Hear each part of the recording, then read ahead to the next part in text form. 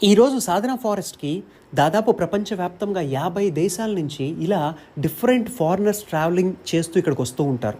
మరి ఈరోజు ఈ వ్యక్తి గురించి నేను మీకు ఖచ్చితంగా చెప్పాలి. మరి ఆ వ్యక్తి పేరు జాషువా. మరి ఆయన బ్రిటన్ నుంచి వచ్చారు. ఆయన ఏం చేస్తారో తెలుసా? రాయల్ ఎయిర్ ఫోర్స్‌లో ఒక మెకానికల్ ఇంజినీర్. మరి ఆ వ్యక్తి వచ్చి ఒక 10 డేస్ నేను సాధన ఫారెస్ట్లో ఉండి వెళ్దాం అనుకొని ఇప్పటికీ దాదాపు 100 డేస్ పైన అయిపోయింది. తను వీసా ఎక్స్టెండ్ చేసుకొని ఇంకా కూడా ఉన్నాడు.